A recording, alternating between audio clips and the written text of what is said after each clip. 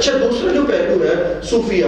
جی، تو ذرا صوفی کون ہوتا ہے اور صوفیہ سے کیا مراد ہے، اور کسی بزرگ کی داتا علی اجمیری رحمۃ اللہ تعالیٰ علیہ ان کے حوالے سے صوفی کون ہوتا ہے، اس کی شخصیت کے بارے میں کچھ ارشاد فرمائیں۔ ڈاکٹر صاحب لفظ صوفی کو اگر دیکھا جائے تو لفظ صوفی جو ہے عربی الاصل لفظ ہے، کئی الفاظ سے مشتق مانا جاتا ہے،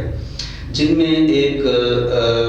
تعبیر یہ کی جاتی ہے کہ جو صوف کا لباس پہنتے تھے، اونی لباس پہنتے تھے، ان کو صوفی کہا جانے لگا۔ ایک اور تعبیر یہ سامنے آتی ہے کہ اس کی نسبت اصحاب صفہ کے ساتھ ہے۔ اصحاب صفہ کی تعلیمات کو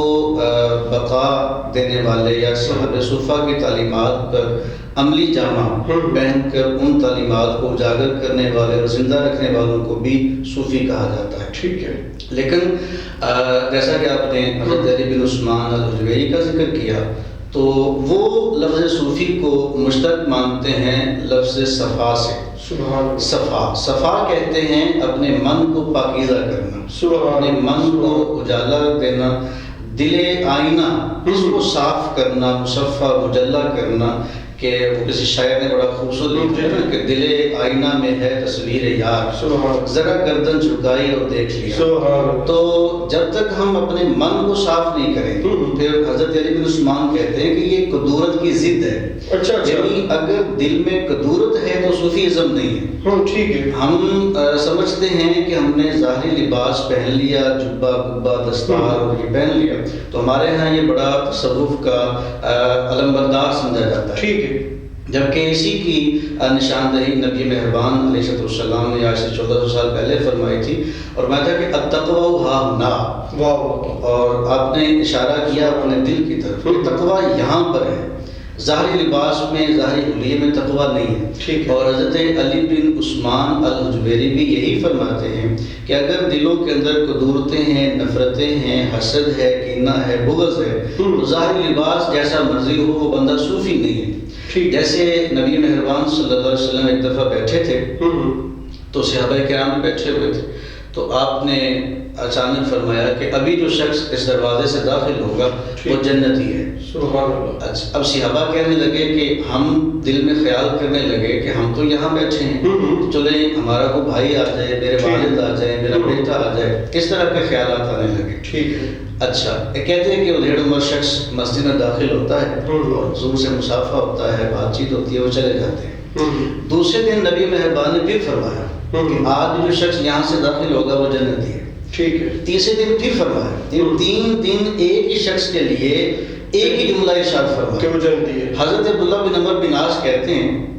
کہ مجھے بڑا اشتیاق لاحق ہوا کہ میں اس شخص کے اعمال دیکھوں کہ یہ کون سے اعمال کرتا ہے جس کی بنا پر آقا علیہ السلام نے مسلسل 3 دن انہیں جنتی ہونے کی بشارت دی۔ تو کہتے ہیں میں ان کے ساتھ جا کے رہنا شروع کر دیا، 8-10 دن میں نے ان کا شب و روز دیکھا، اٹھنا بیٹھنا سونا جاگنا دیکھا، تو مجھے کوئی ایسا خاص عمل نظر نہیں آیا۔ تو میں جب واپس آنے لگا تو میں نے ان سے معروضہ پیش کیا کہ حضور میں جس کام آیا تھا وہ کام ہوا نہیں ہے۔ انہوں نے پوچھا بیٹے کس کام آئے تھے؟ کہا جی میں نے 3 دن آپ کے بارے میں حضور سے بشارت سنی، تو میں تو وہ عمل تلاش کرنے آیا تھا کہ وہ عمل کیا ہے۔ تو وہ کہتے ہیں عبداللہ بن عمر کہ وہ مسکرائے اور انہوں نے میرا ہاتھ پکڑا اور اپنے دل پہ رکھا اور کہا کہ عبداللہ اگر میرے آقا نے 3 دن مجھے بشارت دی ہے، خوشخبری سنائی ہے، تو اس کی جو وجہ مجھے سمجھ آتی ہے وہ یہ ہے کہ خدا کی عزت کی قسم یہ دل پاک ہے نفرت سے، یہ دل پاک ہے قدورت سے، اس دل میں کسی کے لیے بغض نہیں ہے، حسد نہیں ہے، کینہ نہیں ہے۔ تو جنتی ہونے کی جو بشارت حضور مجھے ارشاد فرما رہے ہیں اس کی جو وجہ میں سمجھتا ہوں اپنے تئیں وہ یہ ہے کہ میرا من پاک ہے۔ اسی لیے حضرت سلطان العارفین نے بھی بڑا خوبصورت لکھا کہ دل کالے نالوں منہ کالا چنگا، پر جے کوئی اس نو جانے کہ لوگوں چہرے کی سیاہی اتنا برا نہیں کرتی جتنی دل کی سیاہی برا کرتی۔ لیکن بدقسمتی سے ہم جب اپنے معاشرے کو دیکھتے ہیں تو ہم اپنے ظاہر کو جو ہے نا وہ صاف ستھرا رکھنا اور یعنی کہ